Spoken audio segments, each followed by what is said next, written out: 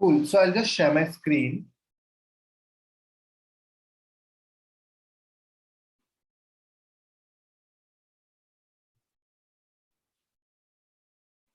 Yeah. So I think one of the most important things I want to present here is that all our cultures, all our institutions, every subset of our culture, whether it's a family, community, uh, maybe a spiritual community we might be part of, our school, our workplace, etc., constantly, mostly implicitly answer these two questions, which is that uh, who are you in the context of the environment that you are in, and what is the meaning of the world.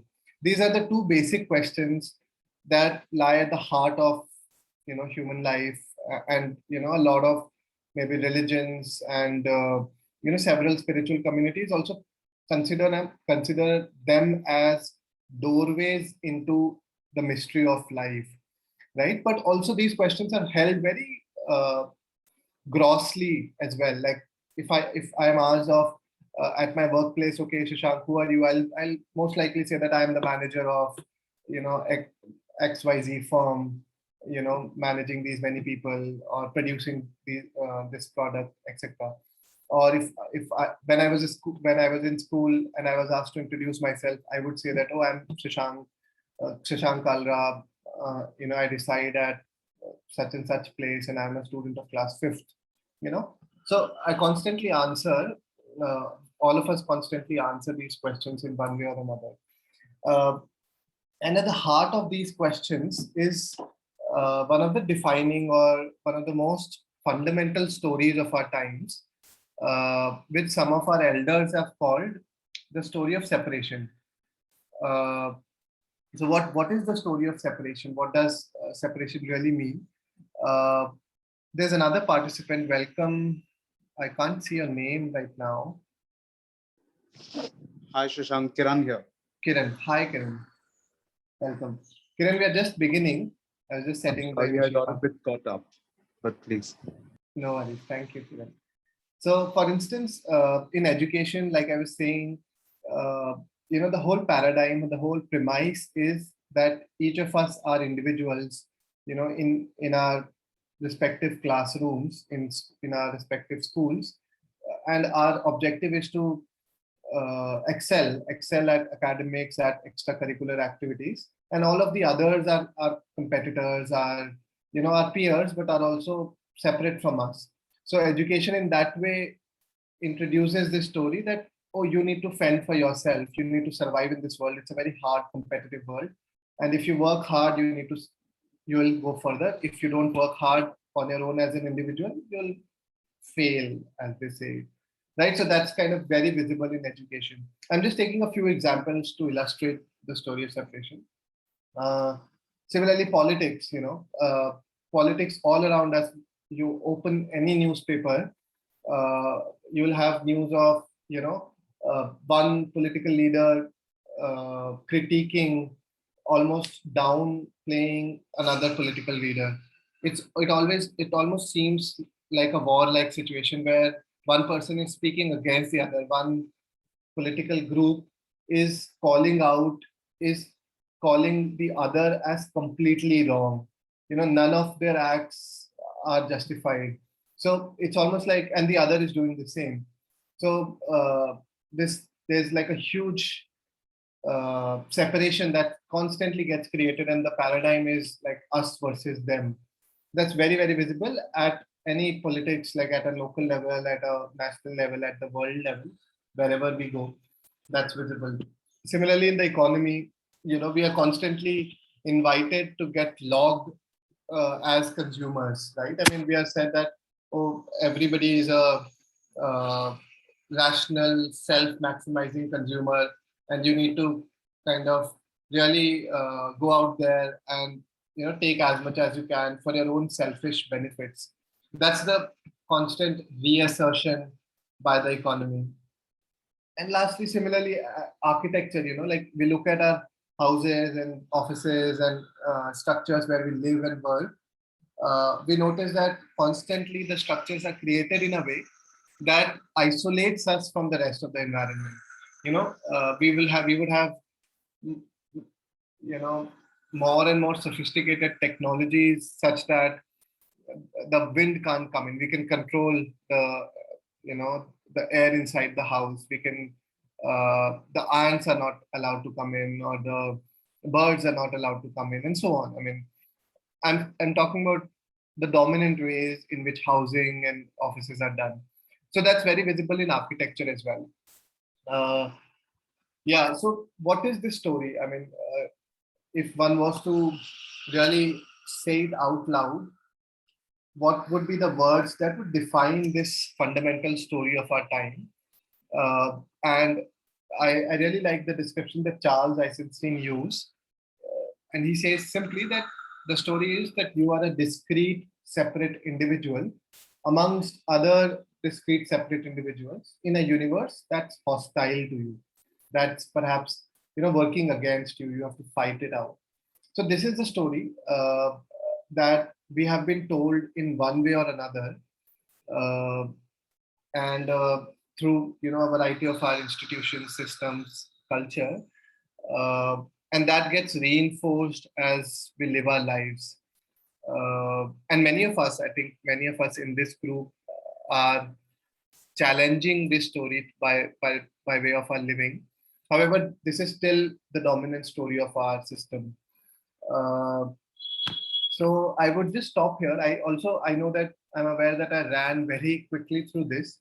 So if there are any questions, any reflections out of this, uh, this was just the context for the separation story of separation, and the large part of the session I would invite all of us to spend on the transition bit and the interbeing bit, and therefore I kind of uh, gave a very brief outline of story of separation. Are there any thoughts, anything that you would like to add for the benefit of this conversation? Yeah, I completely resonate with what you're saying, Shashank. And I think everything around us kind of consciously and subconsciously tends to reinforce this feeling of separation. Like you rightly said, right from structures, systems, casteism, racism, everything. I mean, every single thing keeps, I mean, here one is trying one's best to get away from it, and everything in the world seems to be reinforcing it. Thank you, Anand. I just wanted to ask a question about this, the Charles Eisenstein quote, and thinking also in the Indian context and how the separation plays out here. I'm just wondering, could we also say that you are a discrete, separate group among other separate groups in a universe that is hostile to your group? Like, do you think that fits into this story of separation as well? Absolutely. It very well does. I think the way I see it is, the you here is the identity that I'm holding on to. So if I see myself in the context of the school, I am kind of alone and everybody else is competitors.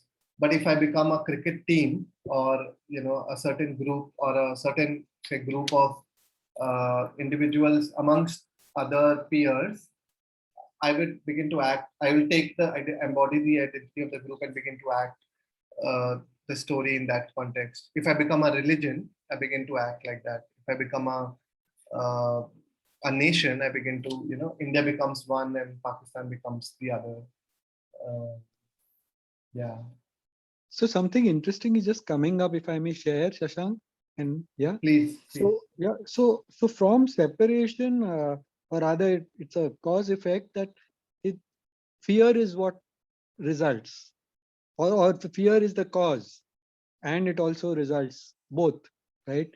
So there's safety in numbers. So like Roy rightly said, we are talking about expanding from the individual to the group, and then from the group to maybe the nation, and from the, so if we keep expanding, then we finally come to oneness, right?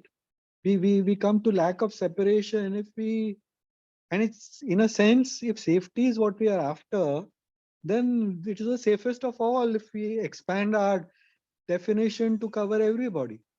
That just came up, Thank you for bringing it out, Anand. Yeah. Would you like to go further and maybe reflect on that?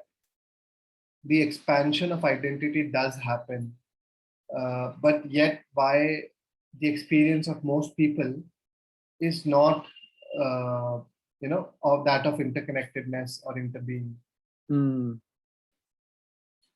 Yes, maybe it's more a strategy to survive or survival of the identity from the, because individual I, yeah, is fine, but here it's a bigger I, and maybe it has more wherewithal and it has more resources to feel that it has a good chance of survival. Yeah, Oh. maybe Sorry. maybe we can go further in this question that came up a little later when everybody has shared their thoughts. Rama, you were sharing something? Yeah, sorry for interruption. So when we are thinking about like moving from separation to interbeing, and is it always who's thinking about it? I mean, is it only an individual's thought process which will allow that separation to move into interbeing? Or I've been thinking about the concept of weaving. Like, is there like what we used to call like community leaders, although that term is a little, I find it very debatable. I mean, people who are able to facilitate this separation into moving into being, and is that kind of a weaving required to for individuals to probably realize that interconnectedness between not just individuals but probably systems, and so how much is so that weaving is, how much or what kind of weaving is required to bring this interconnectedness principle into everybody's lives, and are we reaching out to the weavers, or like, yeah, I would use the word weavers rather than or even facilitators, if you want to like simplify it. But I think, isn't that a more holistic way of looking at interconnectedness when we are wanting to move to that interbeing state?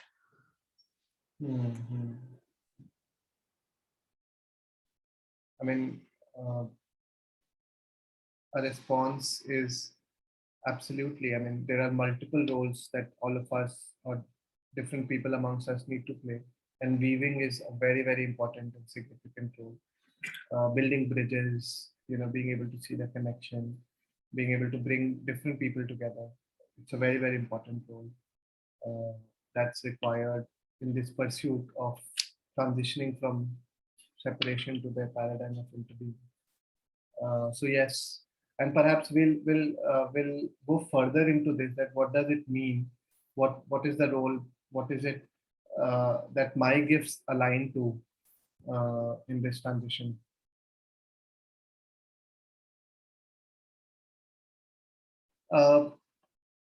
So I feel that in terms of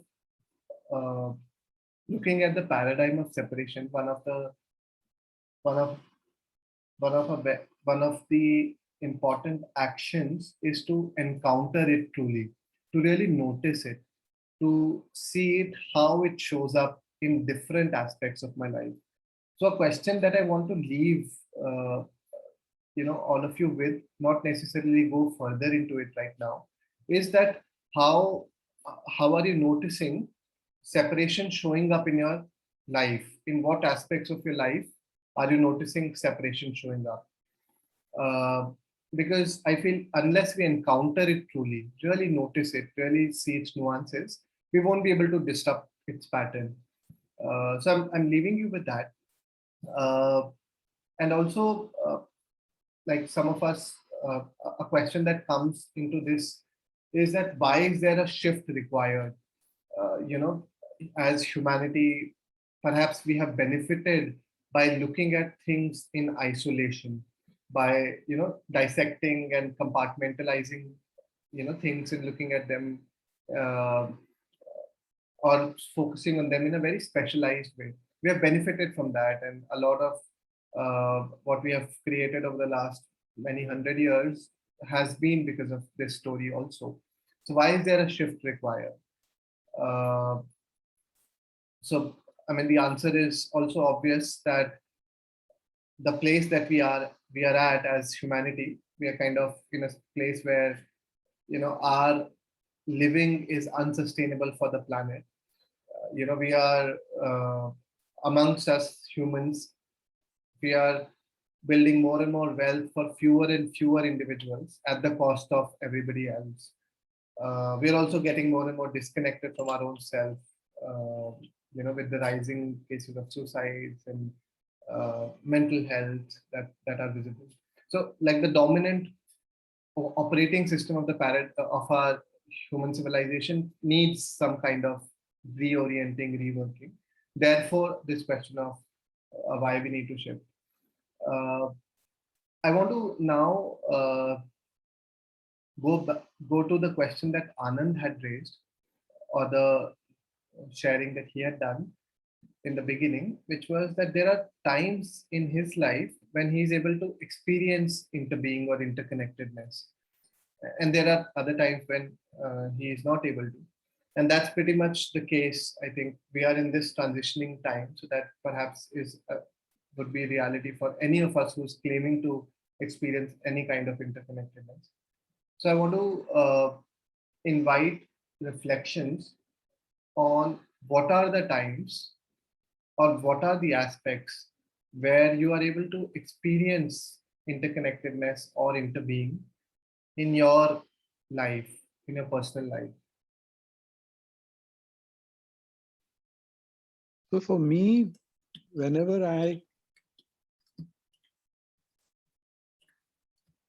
in a meditative state, whenever I'm, letting go of that control and connecting with something which is larger than me, I feel that absence of separation.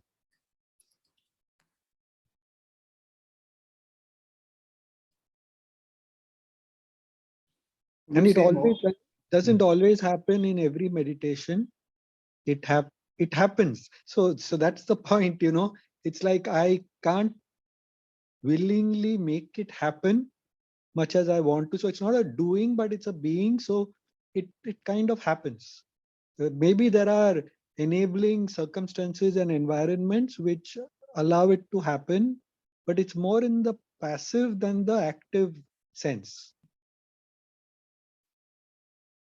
Thank you, Anand. Would you like to also take maybe an example that illustrates this further? Yeah, so I've kind of built up a routine for myself in terms of certain meditation, meditative practices and things like that.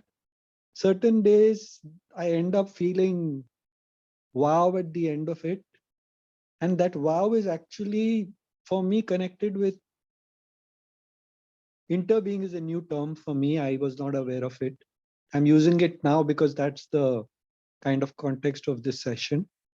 And but my feeling of separation gets kind of dissolved. And intellectually, I'm aware that the separation is not the reality, and oneness is the reality, and all that. वो ज्ञान फंडा है, but actual experience of that happens at times. And if I may also add, somewhere we glorify competition, and competition again reinforces separation. And so if I have to speak for myself, whenever I've got a school WhatsApp group, I've got a college WhatsApp group, willy-nilly I tend to compare myself with other people on that group. And that I end up feeling less or inadequate, or less than whole. Arey yaar, ye dekho kahan tak pahuncha banda, like that kind of thing. So this whole competitiveness is something which is a tool which reinforces my separation. It's unhealthy, and yet I find it is there. And conversely, when I am in that being state, then the competitiveness drops off, because there's a kind of spaciousness available where I can include everything. There's a kind of expansiveness available, but otherwise it's like that small me, that small I.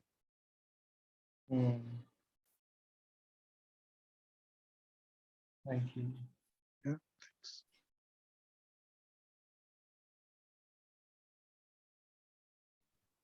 I would say one time I experience interbeing is when I hear a person's story, especially someone that's different than me, and I actually hear almost like I'm remembering times in the village where there's someone that I've been judging, and then so in one way or the other I find out their secrets, and I find out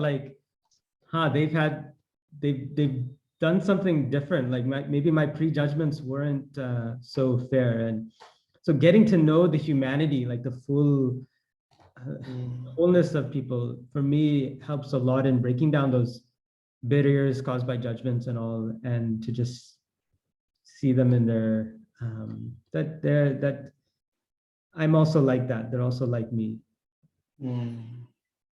But it does, I think, take some conscious work also to get to that place. I think I've also experienced that in nature, but not all the time in nature also. So again, it sometimes takes that little bit of conscious, really connecting to this tree, and like I am also this tree, and so that conscious work also helps a lot. So putting myself in that situation where I can experience the wholeness of another being, and some conscious work towards that help.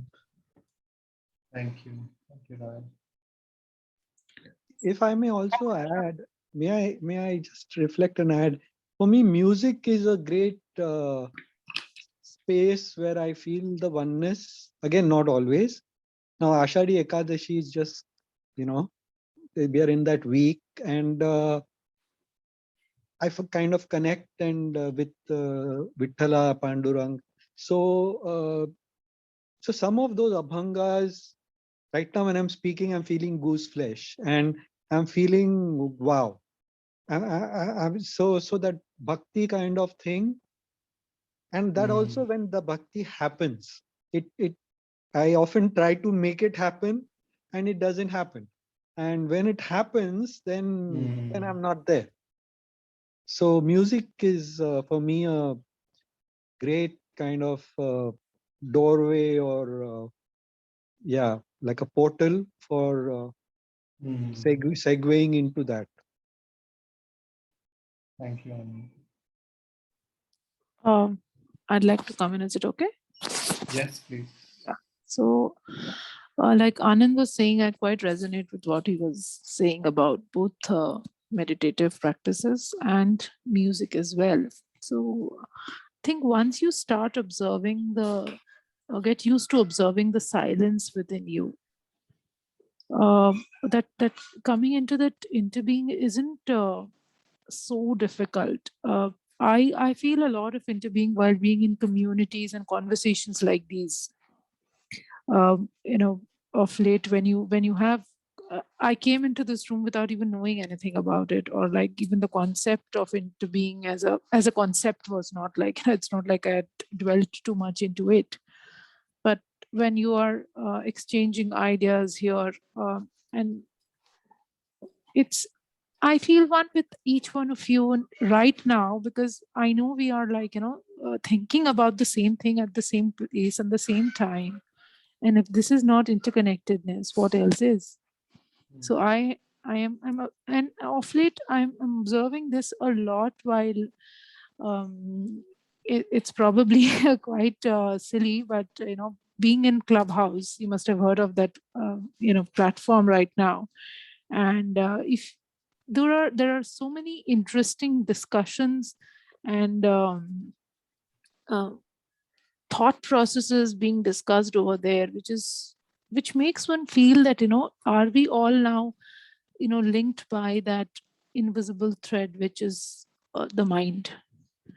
So like with people from around the world, I'm having a discussion about God and science. Where am I then? Like, until now, probably my God was my God. Like, however I felt the power of that superpower or religion, whatever you want to call it, by whichever name, it was my own personal thing. But today, when I'm hearing these people and I'm able to articulate my own thoughts over there, isn't it like you're feeling that oneness with humanity in general? And I'm feeling more, I'm feeling that power of interconnectedness a lot more if you are even in these conversations. And being in that, practicing that, being with yourself in that silence actually makes you resonate with everything around you. I mean, it's been a personal experience that whether it's a tree or a squirrel, and I used to initially find it funny when my mother used to have conversations with a squirrel or a crow who come visiting into the window or something. Is it, what is this? But now I can actually really get to that state where I think, fine, this is another, soul traversing this earth, and I have something in common with that particular soul. So thank you. Thank you, Rama.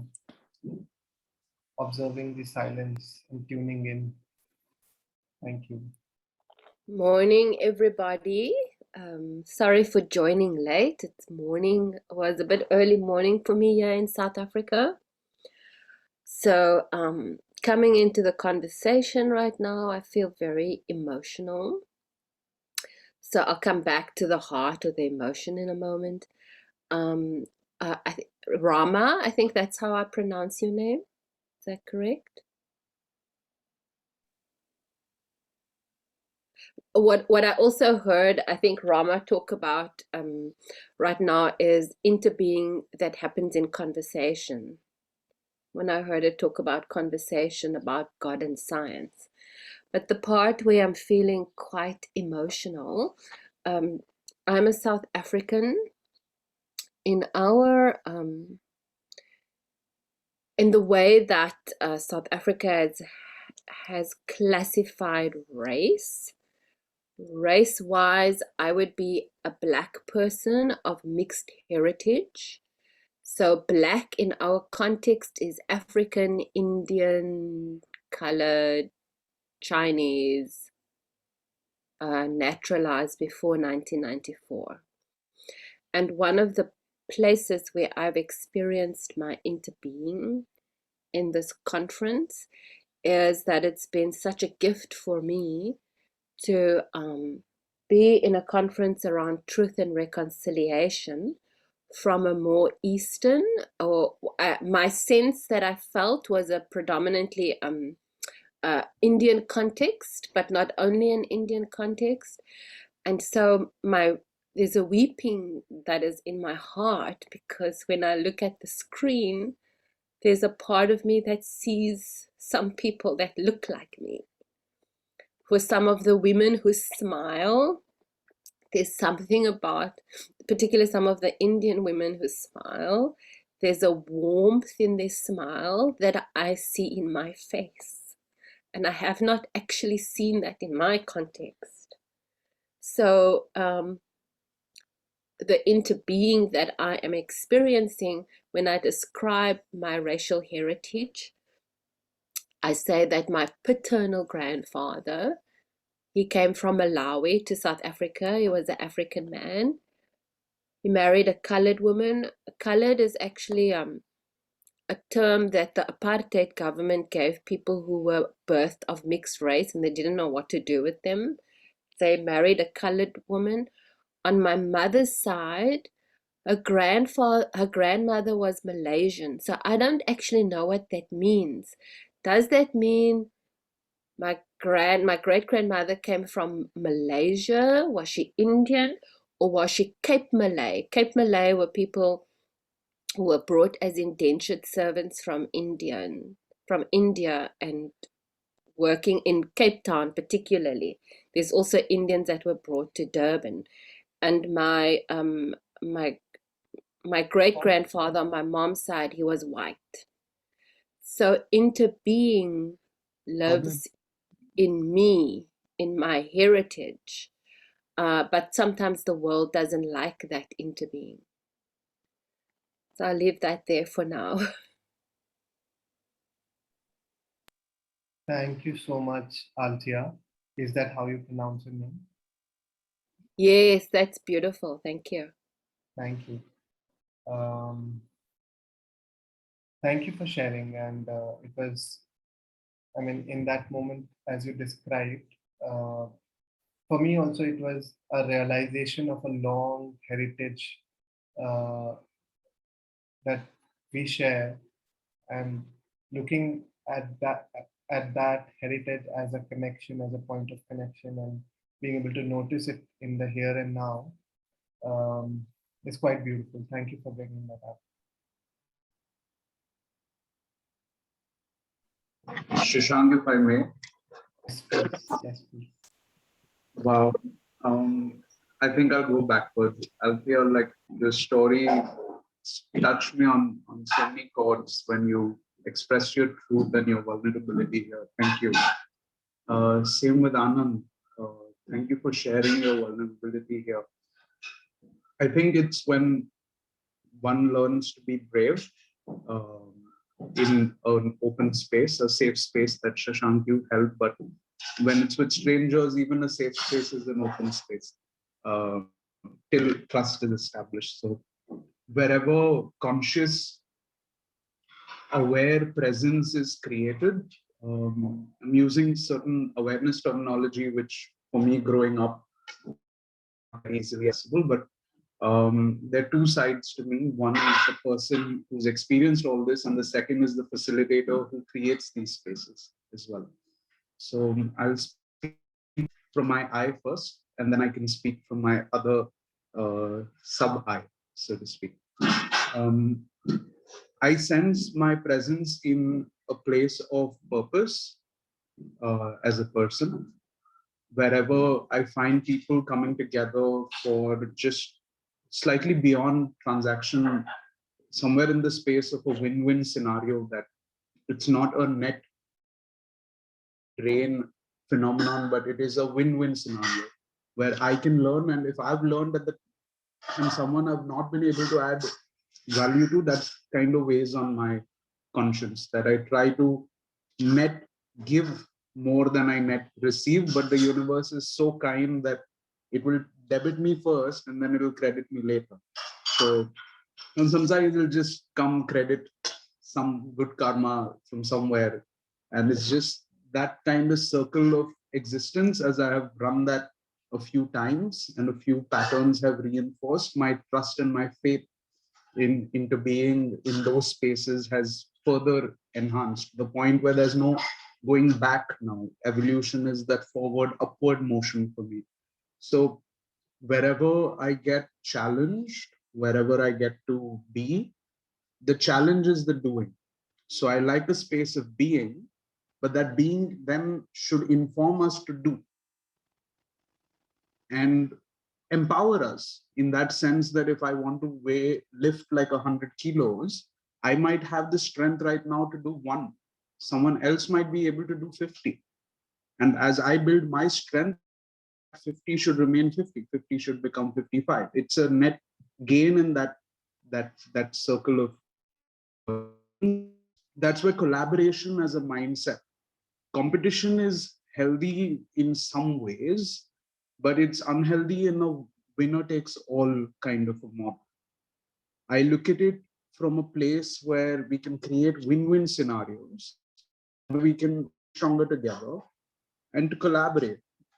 And that mindset, that shift, that awareness, meditation is one, but intellectual queries, emotional growth, my situational awareness, how much am I conscious of my privilege, my bias, etc., etc. All of these get kind of somewhere it's a journey, right? Like right now we see a lot of popcorn style activities, like something is being looked at in a very niche, specialized manner, sometimes devoid of the everything else that it is also dependent on.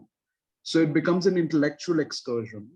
So that's where this being informed from a place of like to be informed and to be, and then from there to then do, it finishes that cycle where then you can come back to being and then do iterate, come back. So that cycle is something very interesting that I observe as my second identity that I mentioned as a facilitator. So yeah, for me, in short, it's places with vulnerability, with open innovation or open collaboration mindset, more or less flat structure where responsibility is taken on, where there is no power control structures telling you what to do, the traditional pyramid model. Bottom up has its problems, and that's where my respect is there for what needs to be centralized and what should remain decentralized. So I just rambling right now, but happy to pause.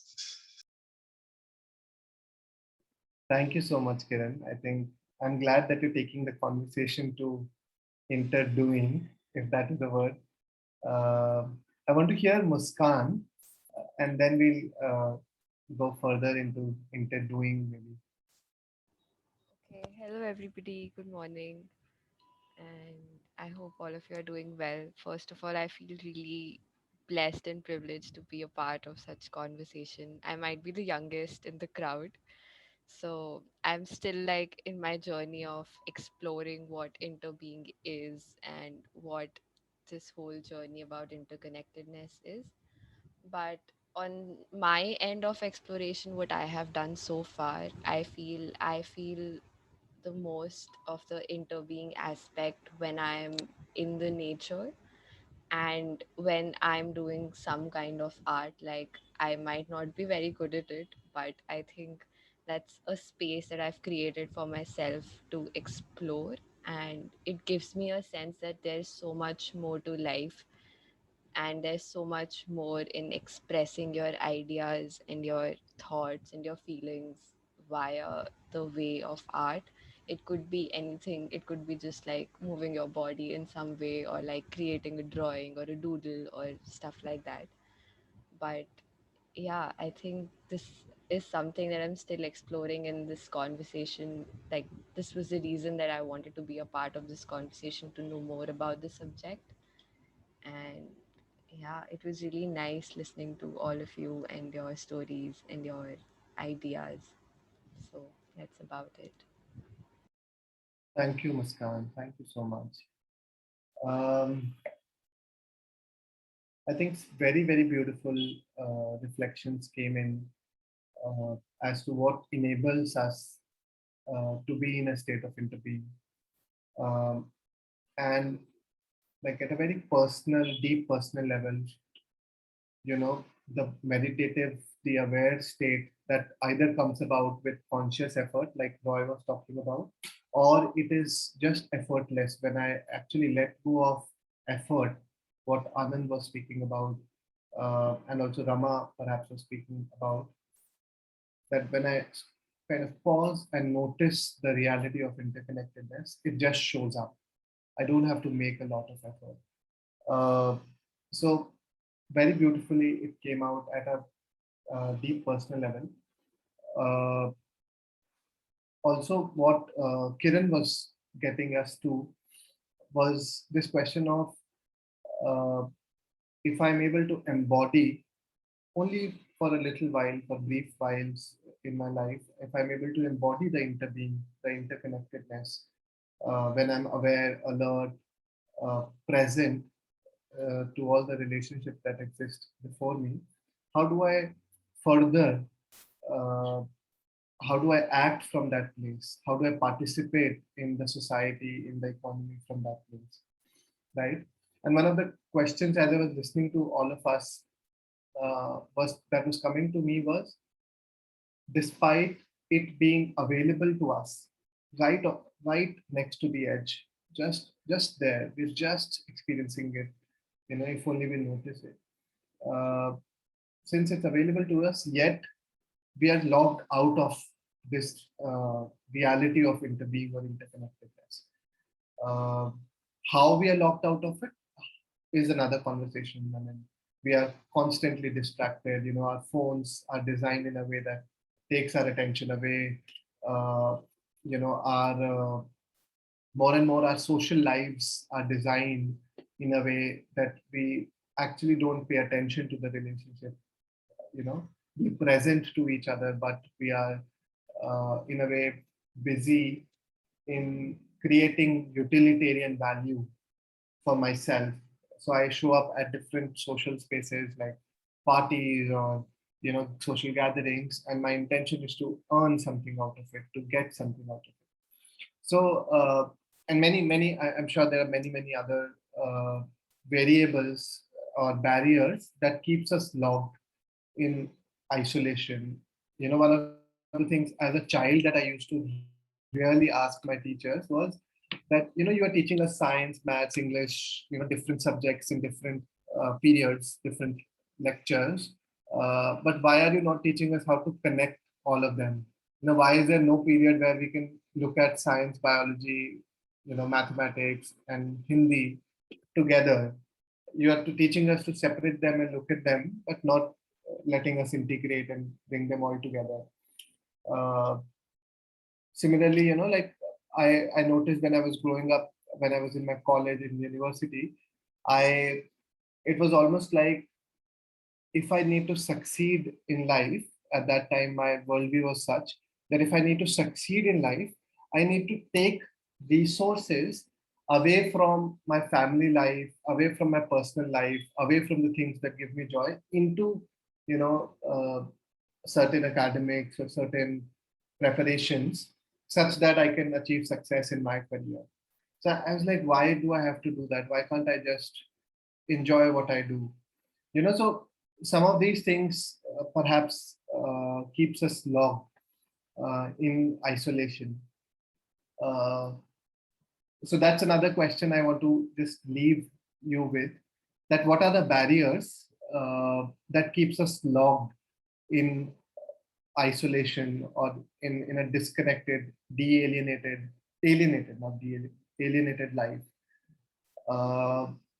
However, now I would like to go further into, or let me say it this way, that I would like to invite you to go further into that. How do we, as actors in the system that we're part of, as facilitators, as architects, as scientists, as teachers, whatever our role might be, that we might be playing as parents, as children, what might we do such that we can act from the place of interbeing, such that we can enable the larger system to move just a little bit from separation to interbeing.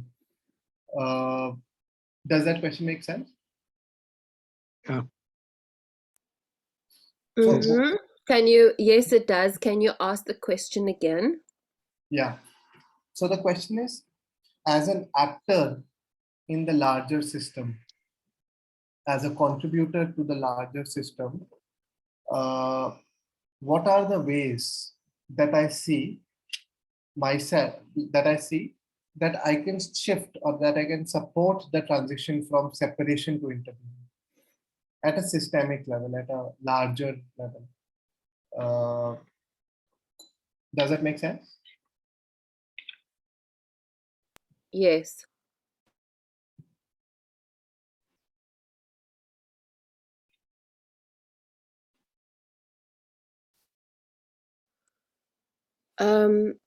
I have actually, I wonder if this is part that drew me to this talk.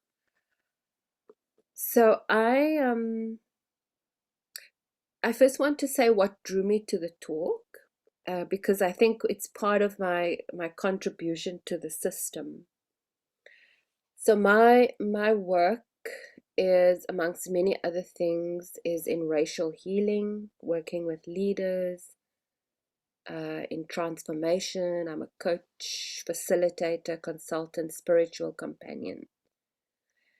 in myself, so I'm 51, in the last 5 years, I've experienced in myself a deeper need to, well, a deeper process. It's not a need, it's just something that's happening.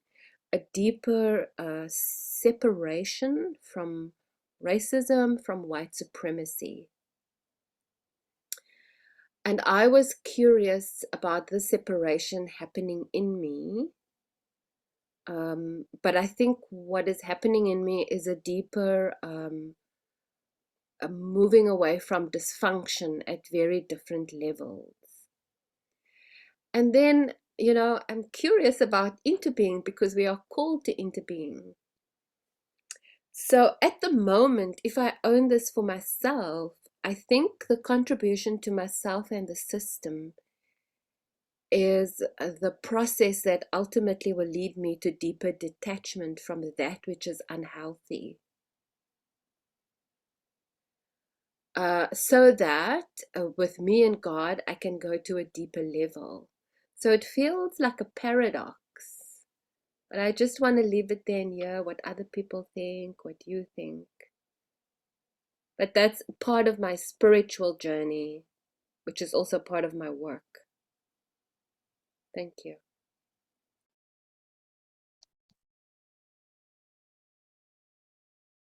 Wow, that's deeper end of the pool right away. It's almost like, how do I love my pain, or my source of pain? Anybody in the room wants to share, reflect?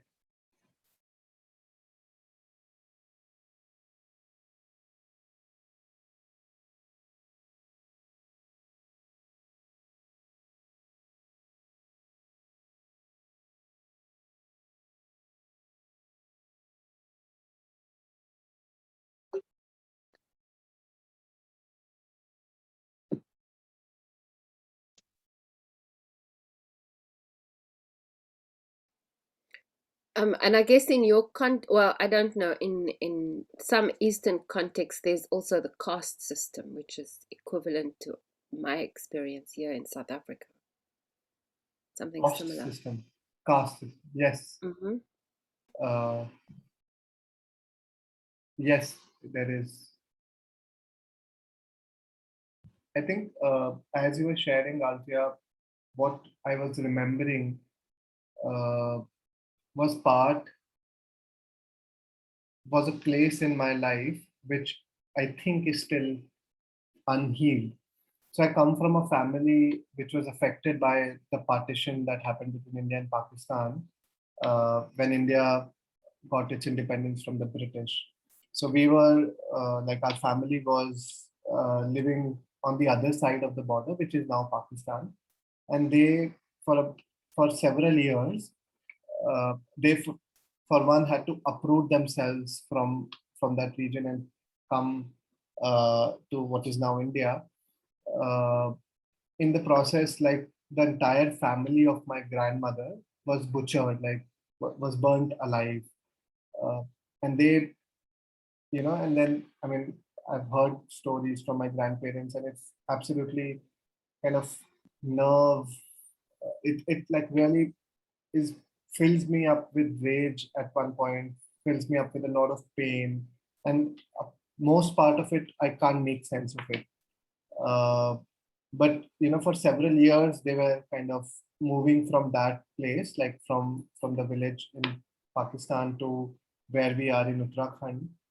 It took them 4 years, you know, spending time in the refugee camp, you know, living in another city, which is called Ludhiana, and then finally coming here. And here, where we are, like where I'm based right now, and my family has been based for two generations, for 3 generations, is where they actually, you know, really carved out villages out of forests. So that was a struggle in itself for my grandparents.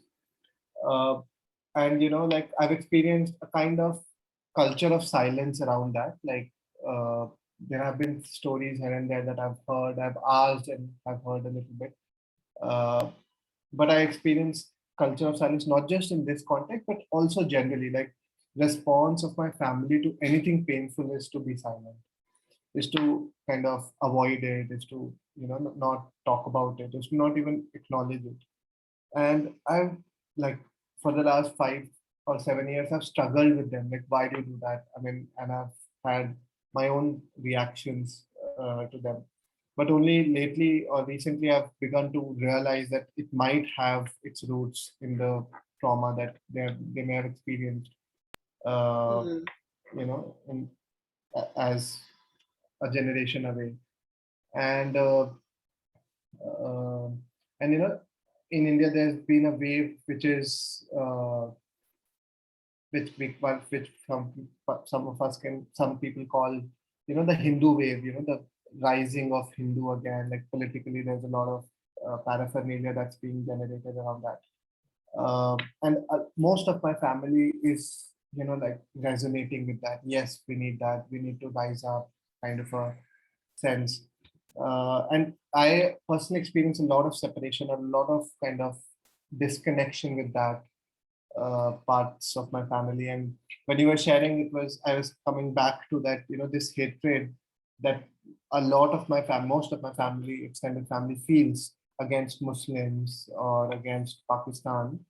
Uh, like, I can understand intellectually that it's the root of that might be partition and the trauma that they may have experienced.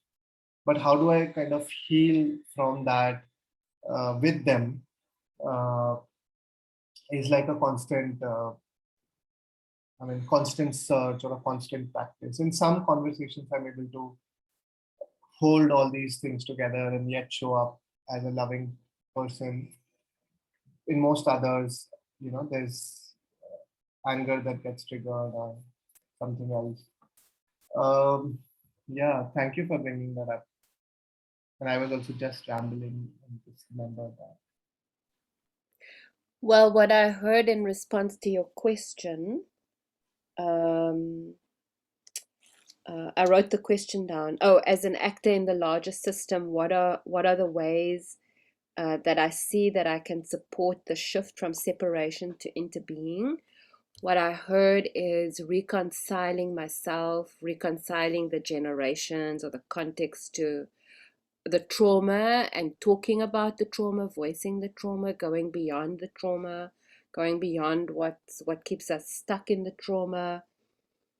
I heard to be a loving presence and to pay attention to our wounding, the personal and the systemic, the contextual, the family, the relational wounding, the healing of that. So thank you so much.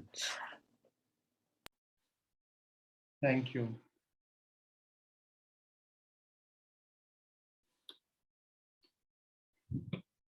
Any other reflections, thoughts on the question?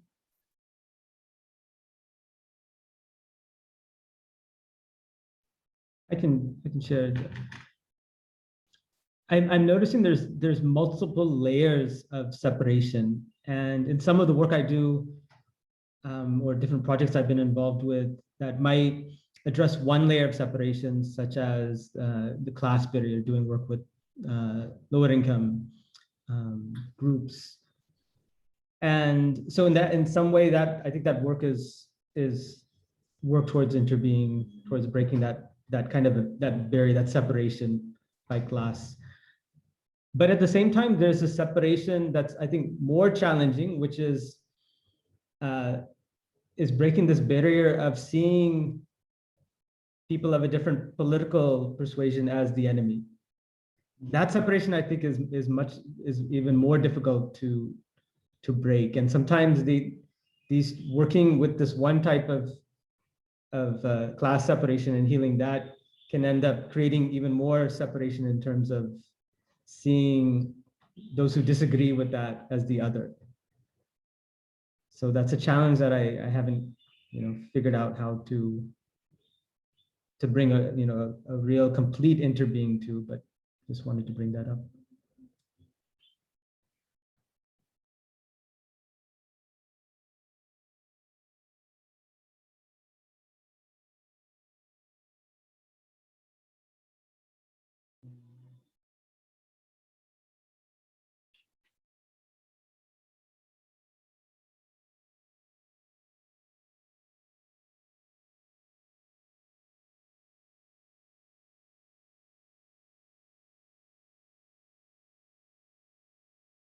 Roy, are there any reflections from the other session related to power that happened? Uh, the how I see politics today, like at least the dominant politics, is being able to align with some actors and build power, and that also means that uh, aligning with one kind of actors or one kind of ideology puts us almost sometimes against some other actors and some other ideology. So, and that's how, in the dominant system we are consolidating our power, we are building our power. For instance, when Narendra Modi visited uh, America, I don't know what month was that, but when the event happened called Howdy Modi, it was so surprising to notice for me the speeches that Donald Trump and Narendra Modi gave, and so much was about Islamic terrorism. And by naming a common enemy, both of them were able to consolidate their power in their respective nations and respective demograph demographies. So I was like, oh, that's interesting. That when you name a common enemy, you are able to build your power. Uh, and that perhaps is to the question that came up earlier that Anandji had brought up, that I connect to a larger and larger identity, yet I may not be embodying interbeing. Why is that? Is that you know because I'm locked in survival needs, or something else? So for me, one of the reflections there is that when I expand my identity, but that is defined in reference to a enemy identity or opposite identity, it perhaps uh, may not be an experience of interbeing. So, do you have any reflections from the other session of building power uh, into this question that you shared? Actually, I didn't attend that session, but what is coming up right now from what you said, Shashank, is that why does power always have to be power over? In interbeing, it will be power with. So, it yeah. The common default understanding of power is power over. Yeah, thank you for bringing. I think Roy, you attended that session. Right? Yeah, with one just a thought that came to mind, not from the session, but what you mentioned about creating this common enemy as a way to bring your groups together. In a bigger sense, there's this concept of a superordinate goal. And so this is an example of a superordinate goal, which basically means that it's a bigger goal that you have to work together with another group to meet. So that goal can be fighting some other enemy, but it doesn't have to be fighting another enemy. It can just be a neutral, you're building a project together. Say you want to have the international space station, whatever it is, but it's some goal that you have to work with other people from across the spectrum to meet. And I think as long as we can find positive goals and not just creating an enemy to fight, Islamic terrorism, as to find other subordinate goals, that can be actually a powerful way of bringing groups together.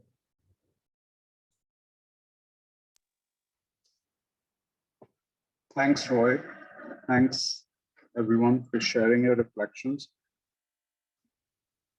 As I think about working with collectives and what brings them there, and what's the incentive lineup, and what's the innate drive within the individuals who come there on a personal level as an organization, there are things like mandates, things that they need to do to get, like, with regards to their employment.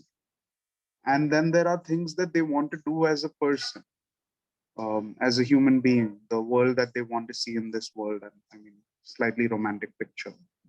I sense that values plays a big role at a personal level as an organization, and it's not just stated values, it is lived values.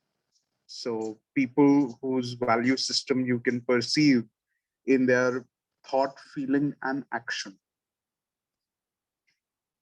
And holding those spaces, I used to like keep juxtaposing between formal and informal, and what is top down, what is bottom up, what is centralized, what is decentralized. Um, and I realized that the only place where formality is needed is where it comes to checks and balances of power and money. And money as a form of power, but there is a different kind of influencer powers that get created in these structures. I'm specifically talking about collectives because I assume that the paradigm is that we can do individual change, one individual at a time, but targeting communities is a far more effective method, either to build a community or to empower the community to then mobilize and grow its numbers, because then you have a nucleus in which you can attach, or else you have these individual agents floating around with individual connections.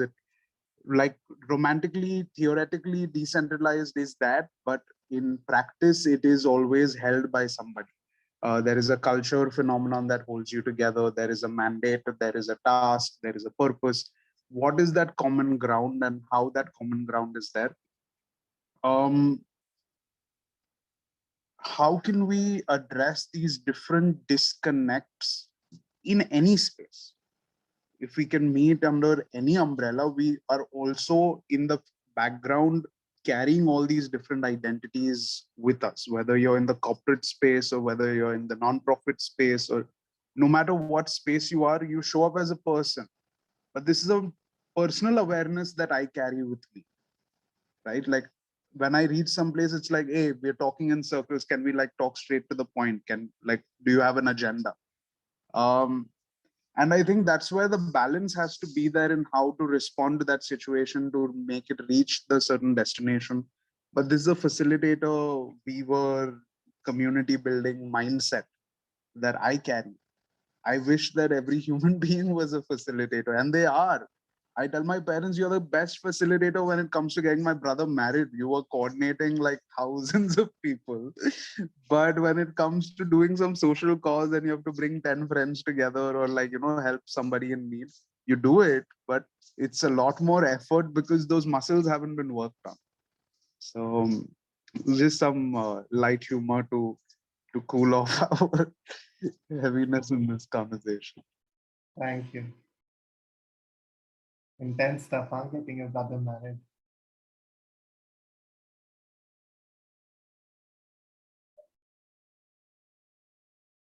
Cool. Muskan, do you have any thoughts on the question?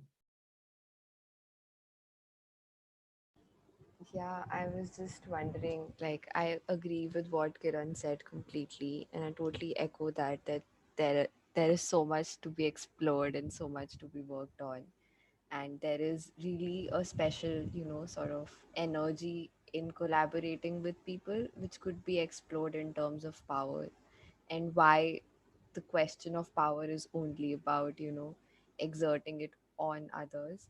So yeah, I mean, I'm just in so much awe, and my brain is just like absorbing all of these thoughts that I don't have much to share from my personal experience, but it's so wonderful to learn from all of you and to exchange these ideas. So Thank you, Muskan. What I was wondering, oh, sorry, Muskan, are you finished? yeah, please go ahead. Okay. As the conversation has been going, just noticing that what it requires from us to create shifts in the system around interbeing is a sustained and new way of how we use power. And as Roy talked about, power at many levels. So the one place I know that I'm struggling with at the moment, as vaccinations roll out, is with some people who are ardent, that vaccination don't work and they need to be anti-vaccinated, the vaccines, and it's a very it's a power over energy that I'm struggling with. And I'm just wondering, what is the shift that's required in the system of life between, people who are really wanting the vaccines and for whom it is life-saving, for those who are so anti it. There might be some people for whom vaccines don't work, but this is a very current issue of separation. And so, what's my role in this?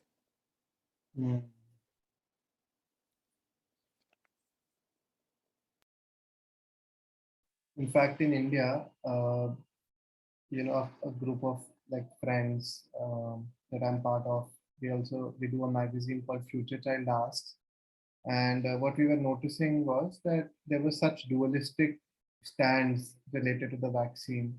So there were people, as we saw it, most people, or let me say it this way, that a large majority of people thought that this is the only solution, and did not have any doubts about it. And since it's being presented as a more very important solution, so we must take it when we get it. There was like a kind of minority, or kind of a certain set of population which was like, this is, vaccinations never work, there are other ways. People who are exposed or are practicing other forms of healing, and they would kind of go to the extent of calling out vaccinations completely, like completely as a propaganda, as a,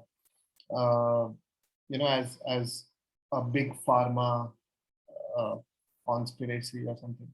So we're noticing that there is such very dualistic stands, and we found ourselves confused. So we actually last week hosted a dialogue with a few people related to, can we inquire into it? Can we hold space where, both these kinds of people can come in, or, uh, where these stands need not be held too strongly, while noticing the complexity of the situation. So as we were saying it, I was,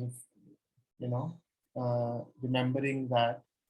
And one of the things that was so interesting was that several people who showed up, very experienced senior people, had taken the vaccine, and they were acknowledging that in the short run, they found no other solution. However, in the long run, there are several questions still to be asked, still to be figured out, and we must ask them.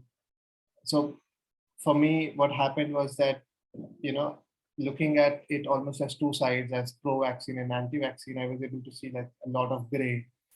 And that came out when people were reflecting on their own personal dilemmas related to the vaccine in the long run. Yeah.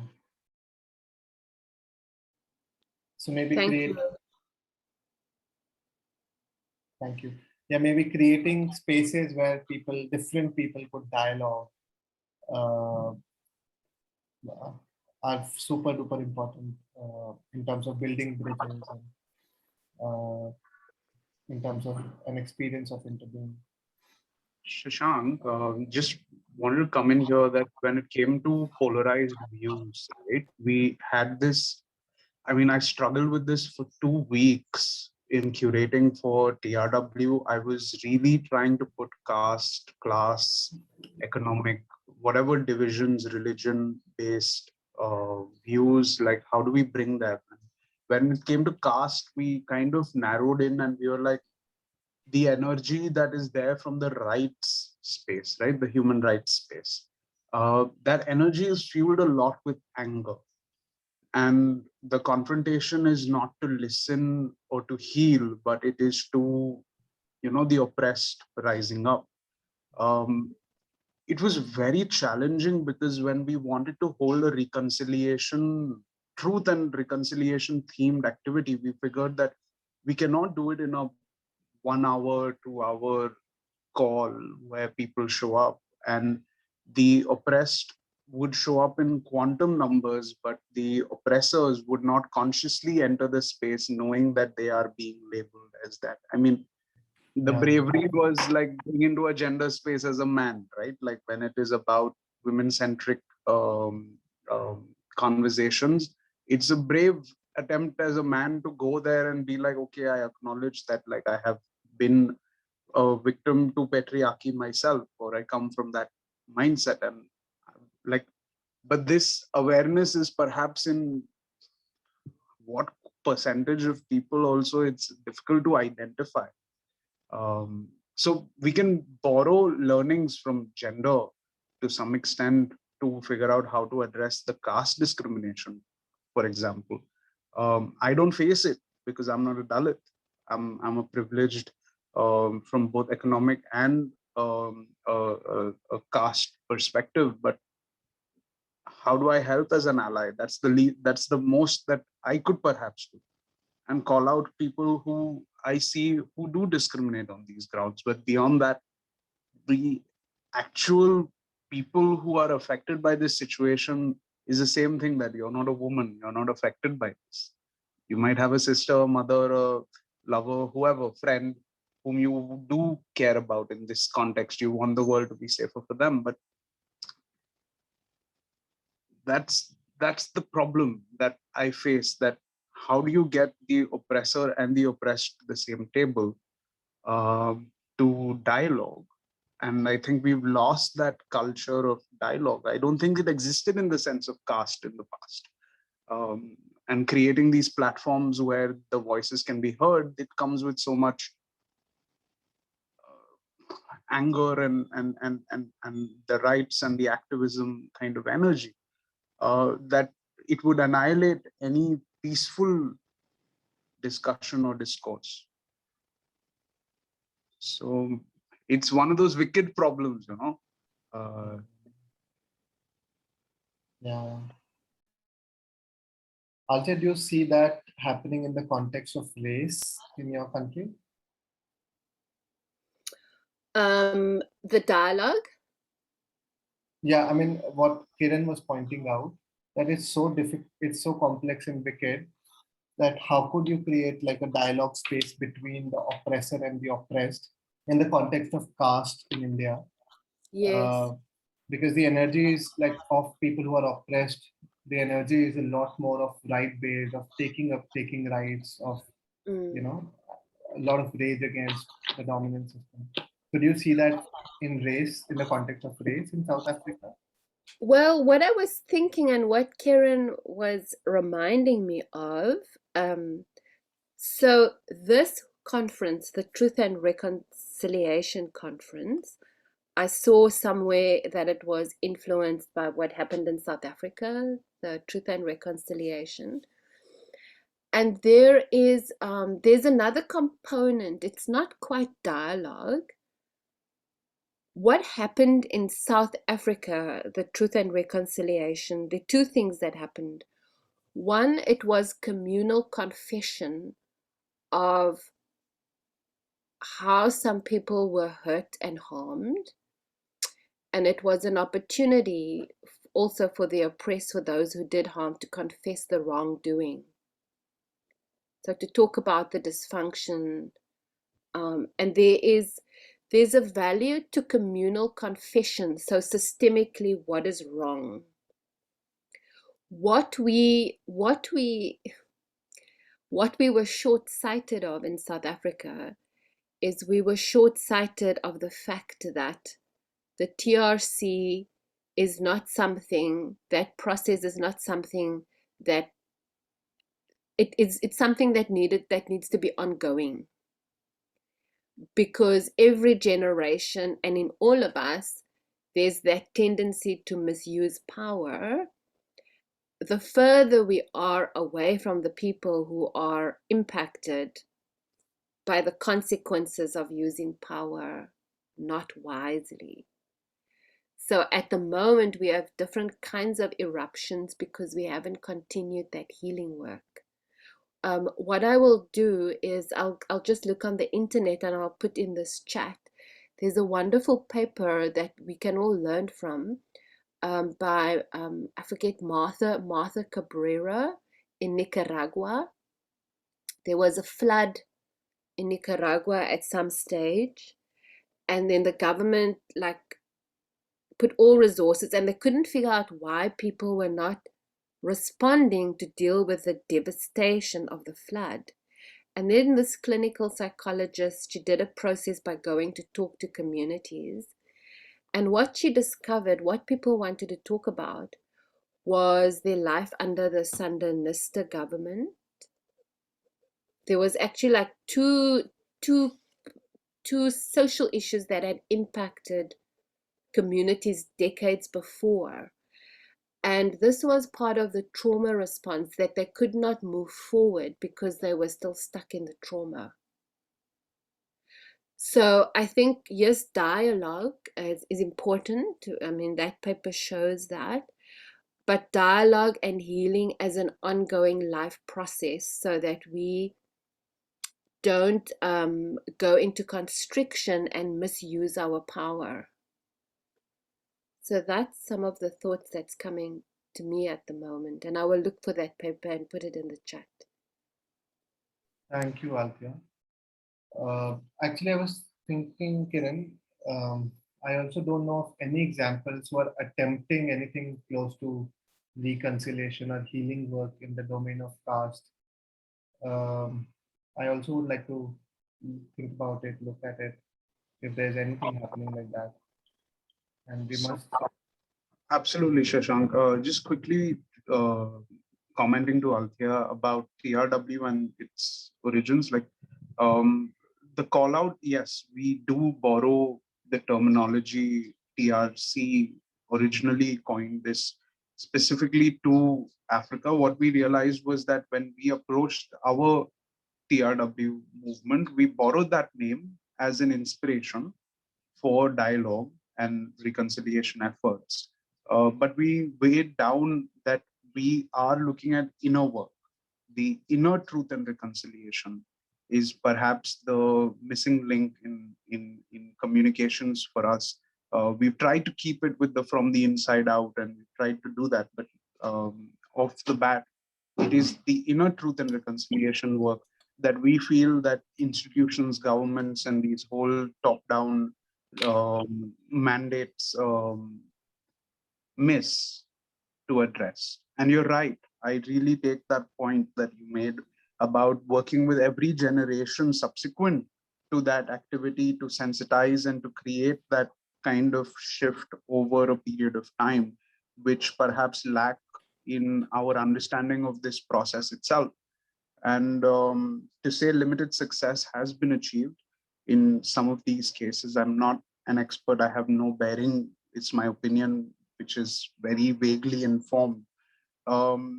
And we had the gentleman, Jeremy, who spoke about the Rwanda conflict and what led to the Rwanda genocide and ethnic cleanse that took place there, and how people responded. And like, I mean, right now reconciliation efforts is happening in what, a dictatorship.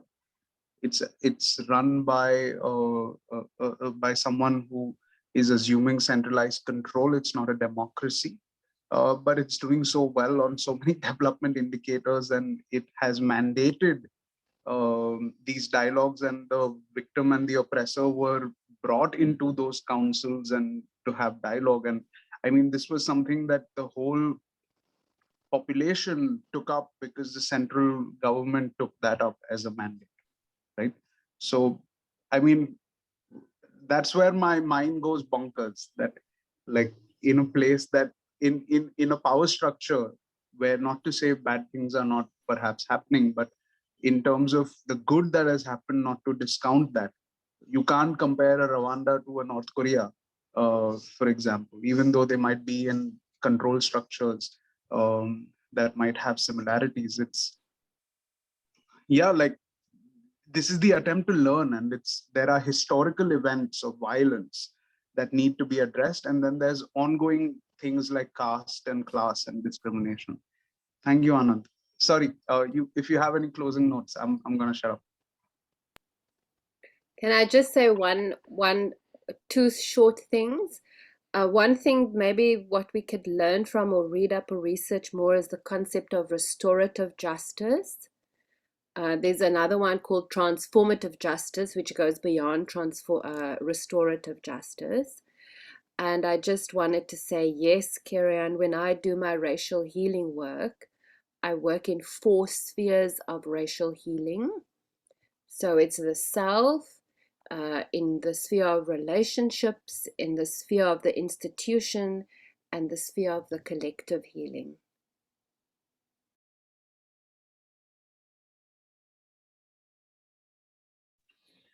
Thank you. That's like a really rich thread of conversation. Another thread, I think, is related to economy.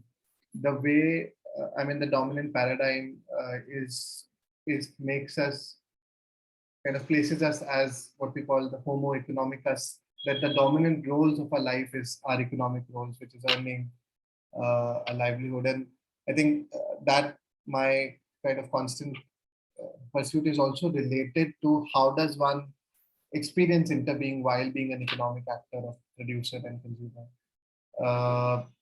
But that is perhaps for another day. So would like to bring it towards closure. I don't know how to bring it to a closure. I can't say there'll be a full stop to this. There's a lot of exploration, a lot of questions that have gotten unleashed for me, and I'm sure for each of us, that needs more time and that needs more cultivation. However, I would like to invite any closing thoughts, any brief takeaways, or any moments of aha, any big insights that might have stuck with you in this conversation. Uh, you may share it on the voice, in the voice, or on the chat.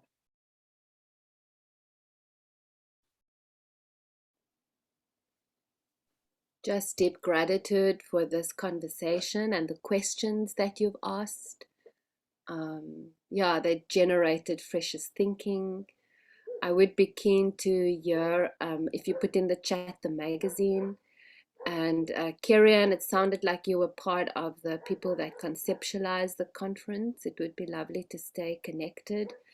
So I just a deep gratitude to everybody on the call. It was a lovely gift this morning. Thank you. Thank you.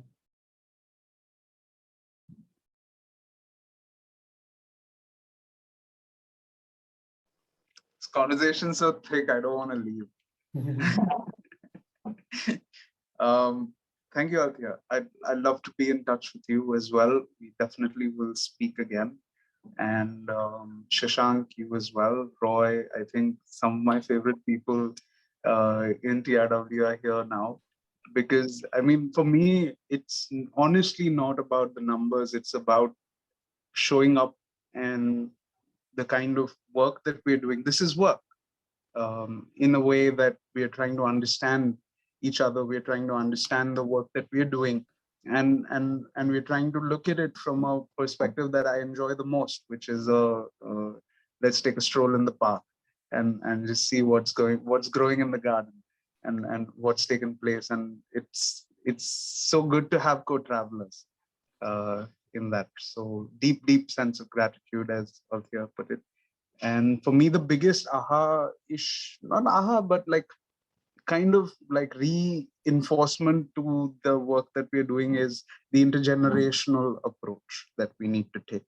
That this is not something that's fixed by one person in one position or in one identity or one role, but it's a collective effort that needs to be taken up, and it can only happen when all generations participate, all walks of life participate. And it's not an all or nothing. It's about the ones who start early are the early adopters, and then we have to build this wave over our lifetime, right? Like there's a lot of that synergy that TRW has been able to capture, which is a very core motivation for me. So thanks. You've been a beautiful pit stop here, Shashank, to give me the much needed energy for the next 2.5 days. We're peaking tomorrow and Saturday. It's gonna be mad. Saturday there are 5 concurrent things. Oh. One block. Wow. Thank you. Madness.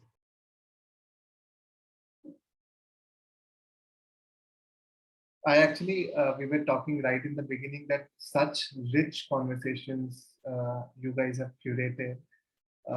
And it was so beautiful. I mean, from first time I saw it around, I think the 2nd of July to the 10th of July, like it just kind of became richer and richer by every day. So I'm really grateful for you to make that effort to reach out to so many facilitators and people who are doing such interesting and diverse work and cover all these threads, no, environment, caste, class, when we speak about So the, last year was like a recce visit. This year was a flag hoisting. Next year is the true convention uh-huh. congregation. So this was just a flag hoisting activity which we are doing right now. Yeah. And we're working on something which was a beautiful platform that TRW is becoming into, where ongoing basis people who are offering their events programs can list themselves, and it kind of becomes a enabler in that space. We haven't discussed anything on the formal sides. It's all a gift of love at this stage. We're hoping a grant can help us cover that aspect, so that some of these formalized support systems that we want to build up for the work that we're doing, so that we have a foundation and we can build up resilience in the work that we're doing. And collaboration is something that we identified that right now all the offerings, like people are showing up doing their work and it's kind of in silos because we haven't had the chance to build up that kind of community of practice formally. And when that happens and then collaborations prop up in more aspects, we'll see a lot of action here. I've no doubts about it. So thanks. Roy, Muskan, any closing thoughts?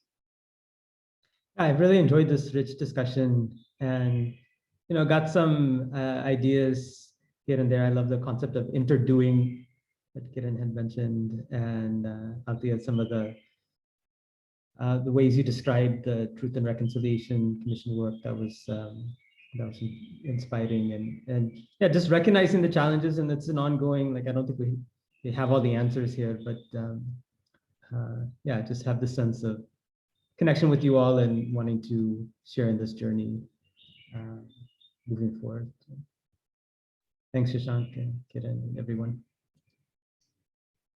Thank you. Thank you. Blessings on your day. Thank you so much. Thank you, Muskan. Take care. Yeah, everyone. Bye, Shashank. Be in touch. Bye-bye. Yes. You Bye-bye. too, you too, Roy, and Althea. See you. Talk soon. Bye-bye. Bye.